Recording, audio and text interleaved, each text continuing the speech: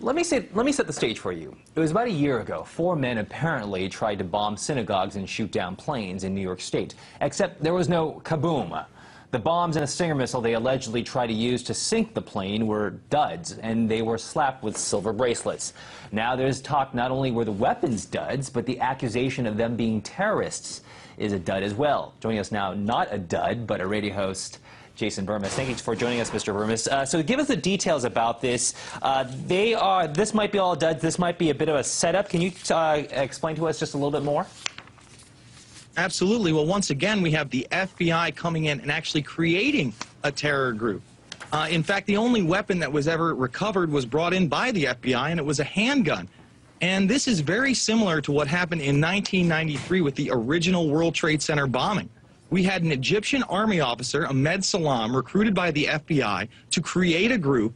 And in fact, he was the one that not only created the bomb that went off in the World Trade Center in 1993, but it was supervised by both the FBI and the district attorney. So we see this again and again and again. In fact, during 9/11, 2 of the alleged hijackers actually lived with and rented from an FBI informant. Okay, Mr. Burmis, a lot of people out there will probably say that your accusations are preposterous, but based on the information I've read, there's a lot of evidence saying that this might be the case. There's also an audio file of conversations between supposedly FBI and these accused men. Let's go and listen to that now. It was built by supervision from the Bureau and the GA, and we was all informed about it, and we know that the bombs start to be built. By who? By your confidential informant. What a wonderful, great case. Okay, so that's an audio file that could be evidence. That, I think, comes from your documentary, but then also there is a little bit more evidence besides just that. Can you speak on that a little bit more for us? Absolutely. You can find this information in my newest documentary, Invisible Empire, A New World Order Defined, over at Infowars.com. And what you were just listening to was that Egyptian informant talking to his FBI handler, John Antisev. And again, we see this over and over and over again. These terrorists are not allowed to create these groups or do these attacks without this type of supervision. Even look at the underwear bomber. We now know from eyewitness testimony that he was brought on the plane by a sharp-dressed man who said that he didn't need a passport and that he was a Sudanese refugee. How are all these terrorists getting through if it's not through organizations like the FBI and the CIA? It seems like when the average Joe makes a report to the FAA, the CIA, the FBI, it's ignored. Why does that happen? Okay.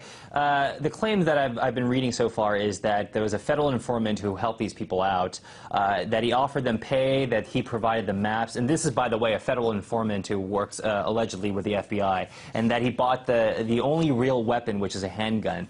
The question I have for you is this. At this point, are we talking about a possible case of entrapment?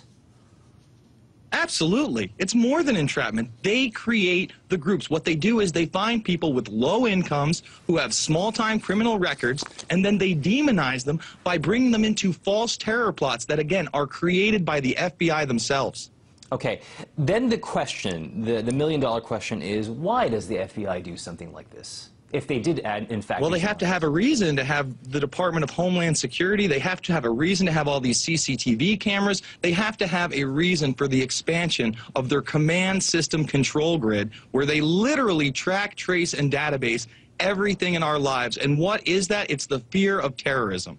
Okay. We had this conversation before, but this kind of throws a whole question, a haze over this term terrorist, then, once again, does it not? Absolutely, because again, these people are supposed to have a political goal that they are going to carry out through violence, and the only violence proposed here was by the FBI informant. And this, again, was not even an organization until the FBI got involved. Again, they prey on the weak, they prey on the poor, they prey on low-level criminals, and they trump this up in the media as if there's some great threat from Al-Qaeda blowing up your home. This claim that the FBI was actually directly involved with this, how much traction is it gaining in the American public and in the media, and what's the chances that this claim that the FBI was in on this the entire time, how is that going to hold up in court for these 4 men? Well, it'll be interesting to see how it holds up in court, and really that's the only way we'll find out how far this went. But I suspect at the end of this, these people will be exonerated. The FBI will be looked at. There will be some slaps on the wrist. But it won't be talked about much in the mainstream media and in the American public because, quite frankly, they don't know. These are the type of stories that are on page 17. They're written once and then never followed up on. Okay, let me ask you maybe more of a page 22 question here. But could you by chance explain to us the difference between maybe entrapment, the concept of entrapment in a legal setting versus a sting operation? I mean, but the question I'm asking, absolutely. Yeah, go ahead.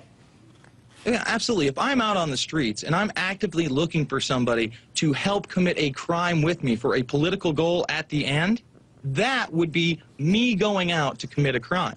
Now, if an FBI agent approaches me and makes promises of a new liver, of all sorts of cash prizes, if I can find other people to carry out his goals, his ideas, that's entrapment. Again, they set these things up. They say, hey, we can give you all this stuff. You can get a new liver. You can get some money. Just find other people to help with this jihad. And again, they prey on the poor. How are they going to pay their rent? Probably through this FBI informant.